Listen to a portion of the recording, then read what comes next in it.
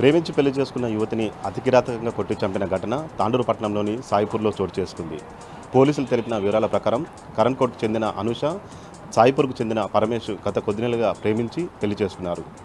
గత కొద్ది నెలలుగా కూడా కుటుంబ కలహాలు కావచ్చు, అదనపు కట్నం కోసం వేధింపులు ఎక్కువయ్యాయి. గతంలో కూడా అనూషపై దాడులు జరిగినట్టు అనూష కుటుంబ సభ్యులు చెబుతున్నారు.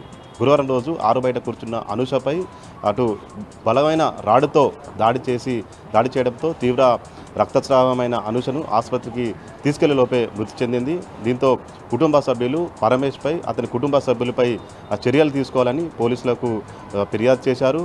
పోలీసులు కేసు నమోదు చేసి దర్యాప్తు చేస్తున్నారు. కాగా పరమేష్, అతని కుటుంబ సభ్యులు ఇంటి నుంచి పారిపోయారు. ఈ సంఘటన అటు సాయిపూర్లో విషాదాన్ని నింపింది. వికారాబాద్ జిల్లా కోట్పల్లి సర్పంచి బసమ్మ భర్త సంగయ్య స్వామిపై గుర్తు తెలియని వ్యక్తులు దాడి చేశారు. నిన్న కాంగ్రెస్, బీజేపీ పార్టీలకు వ్యతిరేకంగా చేపట్టిన ర్యాలీలో సంగయ్య స్వామి పాల్గొన్నాడు. అనంతరం హైదరాబాద్ ఉస్మానియా ఆసుపత్రిలో చికిత్స పొందుతున్న తనకు తెలిసిన వ్యక్తులను పరామర్శించేందుకు వచ్చాడు.